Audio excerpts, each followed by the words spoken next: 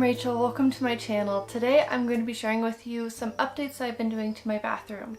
So this project actually started about 11 months ago when I found my vanity. I found this dresser at the thrift store. It's about $50 and it did need a little bit of TLC, but that wasn't too much for me to do, of course, especially since I'm going to be drilling a hole in the top of it and everything because I put a vessel sink on this.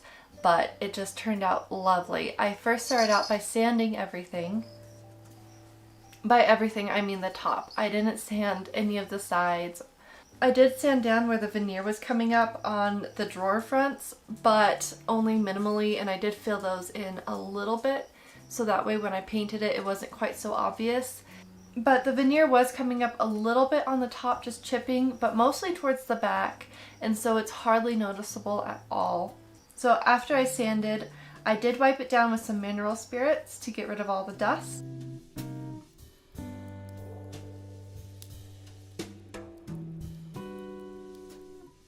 And then from there, I could go ahead and use some polyurethane on it. I chose to do a wood top on this so that way I could use polyurethane. I could have painted it like a darker color and gotten away with using polyurethane as well. I want a really nice hard top for this that would be very water resistant, and so I did end up doing 5 coats of polyurethane. At the time I was wanting to paint everything white, but that wouldn't go so well with the polyurethane, so I just went ahead and left it wood, and I do like how it looks. Having a little bit more of some warmer wood tones in the bathroom helps to warm up the space, and I just really appreciate that. So when I did this, I was very careful to make sure that I used thin coats and I didn't glop any of the sealer onto it. I just, you know, I definitely cleaned off my brush every time enough to make sure I didn't get any drips. And then when I ran my brush along the edge, I also made sure to catch any drips that might have been dribbling, you know, underneath and pooling too much. In case there was any drips, I did go and sand under there once this coat cured, and every time after as well. But it just looks so nice with just one coat of poly on there. Man, it's just gorgeous. So while I let that first coat cure, I went ahead and started work on my bathtub. So I just use a wire brush to get the loose bits of rust, and there's also some concrete on this tub. This tub wasn't totally sealed or anything or like finished on the outside because it was a tub that was meant to be inset, so it had like a wooden surround to it, which I think might have, you know, made it to where it did rust a little bit, but it wasn't bad at all. It was just a little bit of surface rust. So I used a plastic bag in the drain hole to make sure that when I spray painted this, none of the spray paint went underneath and got on the enamel inside. The enamel inside is in very good condition. There is a little bit of staining, but not much at all. And I mean, it looks like an old bathtub, so not a disgusting old bathtub, just an old bathtub. So I don't mind that at all. And then I used some of this Rust-Oleum product. It stops rust from continuing, or what it does is it converts the rust that's already there into not rust. So I just made sure to mostly get it where the rust was happening or had happened. So it wasn't completely full coverage, but one can did a really decent job, and it was more than enough for this bathtub anyways. And then I went and I spray painted it with some white spray paint. I used 2 cans. And all that this is just a base coat, so that way when I went back and I painted it with the chalk paint, it wouldn't be quite so many layers. I only had to do 1 layer of chalk paint, which I used the same color of chalk paint on my bathtub as I used for the main color on my vanity. I didn't get any footage of me painting the bathtub after this fact because I just had to get it done. I couldn't handle it anymore, and it was like probably like 10 o'clock at night, so. And these claw feet, they're actually not claw feet, they look like hooves more. I got them at a local antique store, and they're only $40 for all of them, which was just an amazing deal. They didn't have the extra pieces though, so my husband and his dad had to weld them on, but they're extra sturdy now. so it's perfect either way.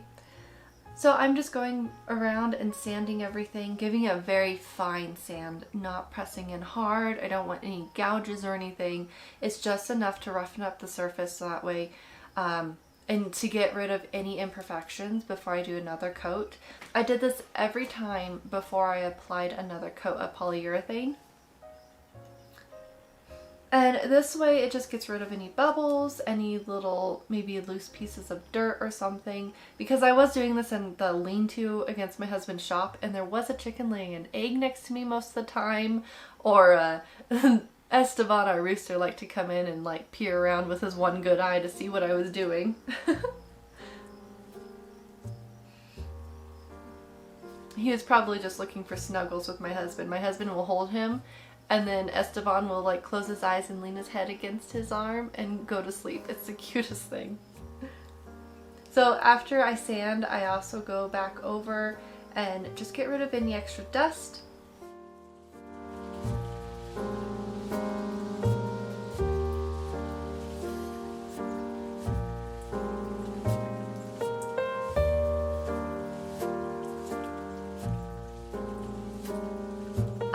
I'm putting a little bit of this footage in here because this is the last I got before I hurt my ankle. I kicked a floor scraper into it and then I was kind of out of commission for a couple months.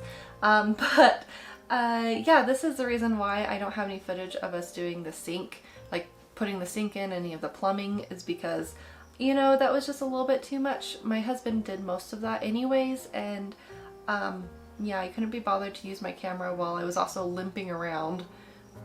So anyways, but you know, this is a really pretty pink color, right? So onto the vanity. I did make a little mold with that applique. I used a resin, whatever, in a silicone mold. I'm not sure if I like it, but I did test out a couple of colors, and I decided on the lighter color with a darker kind of taupey color to add accents to make it look slightly dirty, I guess. You'll see it in the afters a little bit more, especially on the right side. You can really see the taupe color, but I started off first with a base coat of this stuff called Boss, I think is what it's called. It's by Dixie Belle. I used all Dixie Belle colors and products on this, other than of course the polyurethane, but I probably won't be using them once I finish up all the stuff that I have, just because they're no longer selling it in my area. So I'll probably just move on to using mineral paints again. But this stuff actually works really good, and it helps to block all the stains. I also went back and I did a little bit of crackling stuff that I got from Dixie Belle. It works pretty good. And I didn't use any Boss around where the crackle goes, just because I didn't want to do an extra layer of paint over that. The Boss kind of smells like white glue though, so I don't know. They're all non-toxic, I guess, but the crackling definitely adds a little bit of an aged effect that I really appreciate, especially since I'm not doing a ton of distressing on this piece, but I want it to look a little bit worn, slightly more rustic, you know? So I just finished going around everywhere with the Boss, and I did put that applique on. I just have Scotch tape on there to hold it while the Gorilla Glue cures or whatever, or dries. And I just used the gel Gorilla Glue, super glue stuff. So now this is the main color that I'm using for everything. It's it's like an off-white that leans towards taupe.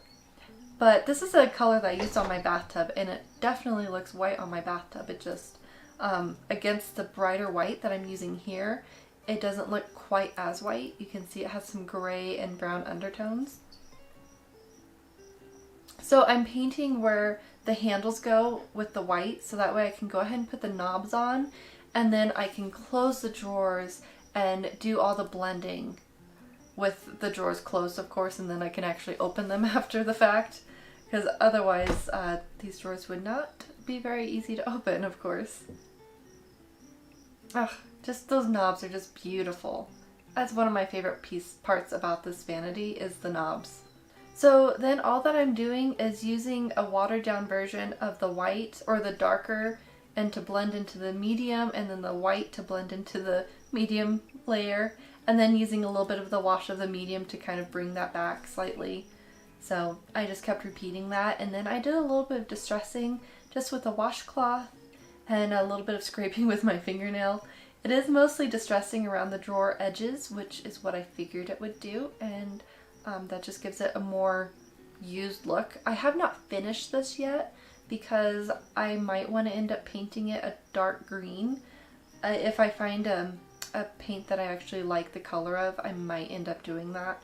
I'm still not sure if I like that applique, but it does add a little bit of something extra, so until I decide otherwise, it's gonna stay there.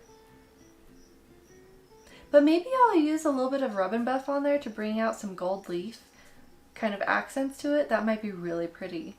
I just have to find where I put it.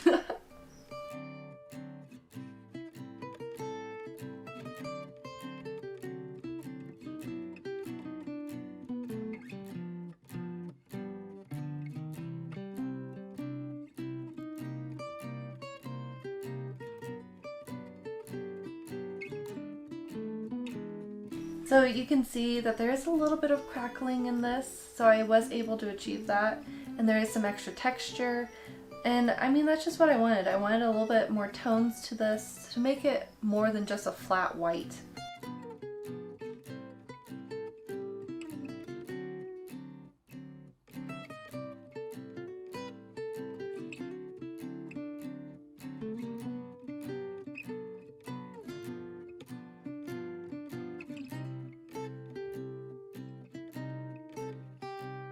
I'll show you in another video those wall sconces because I did Rub and Buff those, but there is a little bit that I missed, but they patinaed and they look really nice now.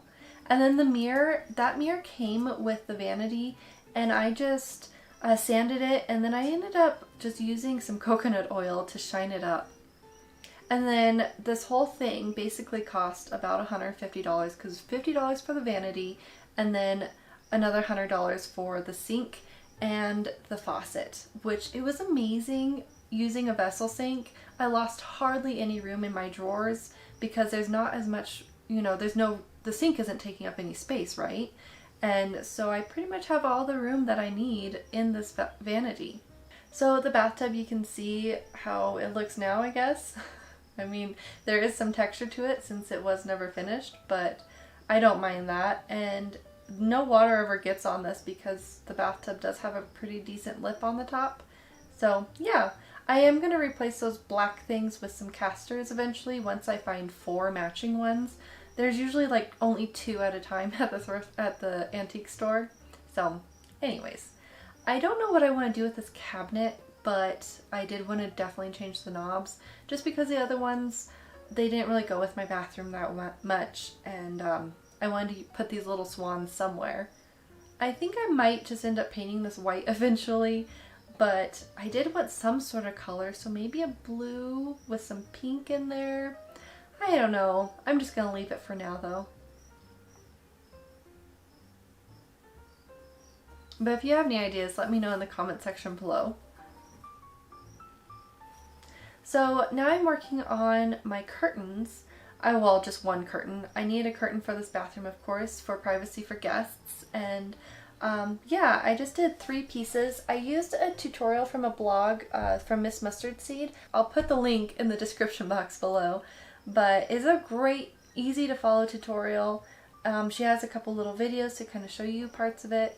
And it's basically just 3 different pieces of fabric. There's the top piece and the bottom piece, and then there is 4 little ribbons.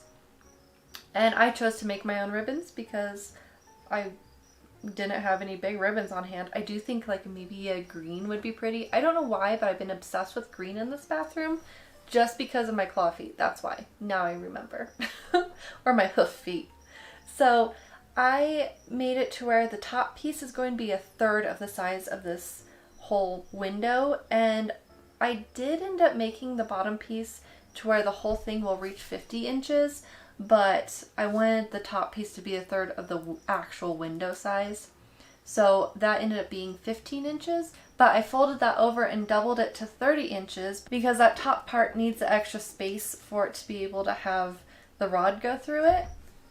And then the bottom half is just 1 layer of fabric. It's not doubled. So the bottom piece, oh, how much did I do? 15, so I did like 35 inches. I don't know. I'm not sure. I can't remember. Like, my brain is not calculating this very well. But I made the ribbons the same size as the bottom piece, the same length anyways, and I did them 4 inches across with, you know, a little extra room for the hemline. And after I did that, after I cut all my pieces, I did go back and I did a double hem on every side. I used an iron first to press those hems. I didn't show me ironing it just because there were animals that kept going around me and I didn't want them to get burned, and I just didn't want to deal with the camera at the same time. So I finished the hem around on 3 sides of all the ribbons, and then 3 sides for the bottom piece, and then just on the 2 sides of the top piece, because I didn't finish any of the sides that are going to all go together. All the unfinished seams will end up becoming one big seam, basically, I guess. I don't know. I'm no seamstress. I don't know my terminologies. So hopefully this makes sense. But I took my bottom piece and then I attached all 4 ribbons to it. So you do one on the top part and then one on the bottom part. And I made it to where it would be easier for me to, when I tie it, for all the finished seam edges to be shown. So I did it to where the unfinished seams of the ribbons were facing each other, and the finished seam on the top part was facing out, of course. I made sure that a little bit of the top came over the top part of the bottom piece, so that way I didn't have to worry about any little pieces getting lost and not getting sewn. And then I pinned those down far enough that I didn't have to worry about the pins when it came time to sewing everything.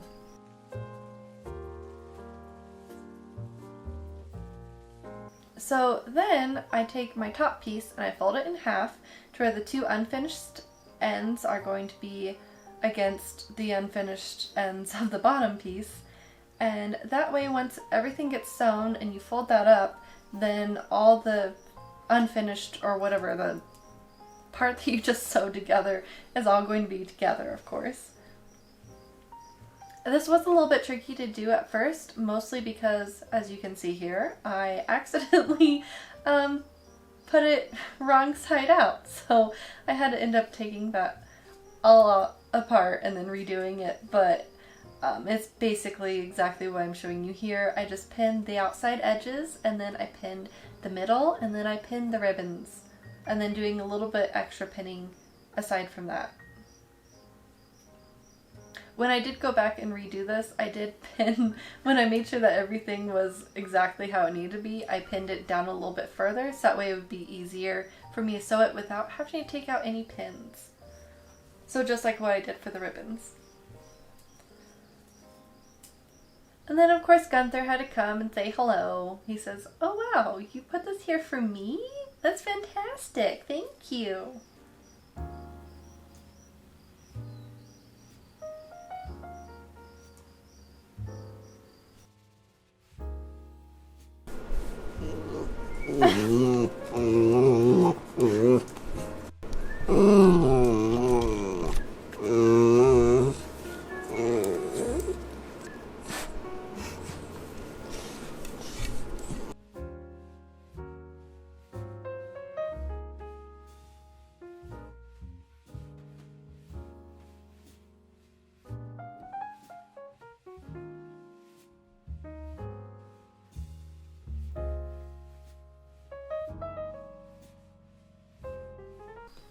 I chose this fabric just simply because it's the cheapest fabric and I had it on hand. I got extra of this when I got the fabric for my curtains in the kitchen, just so that way I could have some to try out. And I mean, I might eventually do a different kind of fabric for these. I think though that I want to do some of these in my sunroom, and I want to use vintage sheets, so that, like a floral pattern. I think that would be really cool and fun. But this unbleached kind of cotton color, I think, gives a lot of warmth to the bathroom that's otherwise just very white, and especially with the light coming through it, it does soften it a lot. Here I'm just pinning up those. I did a 2-inch allowance at the top to where there's not going to be any kind of sewing up there, of course, that way the rod can go through the pocket. What I really like about this is that I can still push the whole curtain aside, so that way all the light pretty much can come in through the bathroom window, and I can still see in the mirror and have good lighting. That's what I like about this, is that it offers a lot of privacy while still allowing some light through, but then I can also push it aside very easily because it's just a thin cotton material and it's not bulky at all, so I can get all the sunlight I need. And then there's Charlotte doing a little bit of grooming while I finish up my pinning.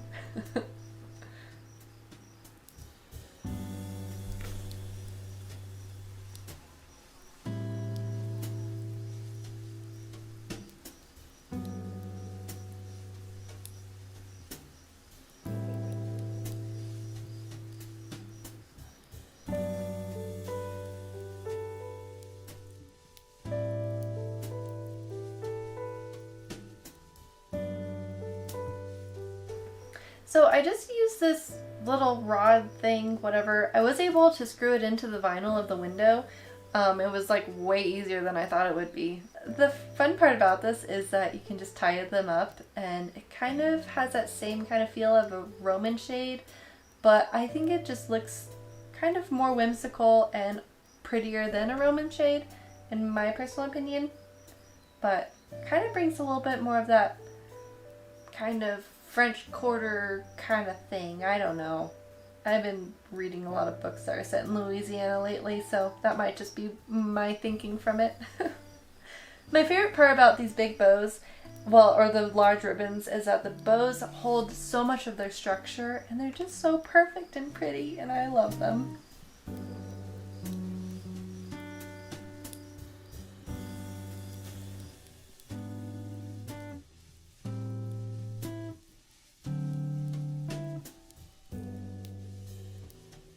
I did decide to go and add a couple pieces of art. I think that I want to add one more piece to the bottom, and that way I'll just kind of finish it up. And then I need to do something on the back wall.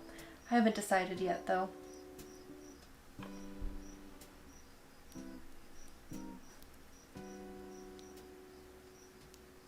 But this was a really easy project that I think pretty much anyone can do if you can sew a straight line. Because I'm not very good at sewing, but I was able to do it just fine. It didn't take me very long at all.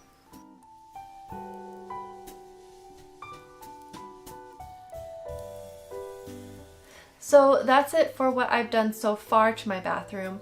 I do have some more projects I'd like to do, of course, like painting that cabinet maybe one day. And then I would like to maybe make a shower curtain.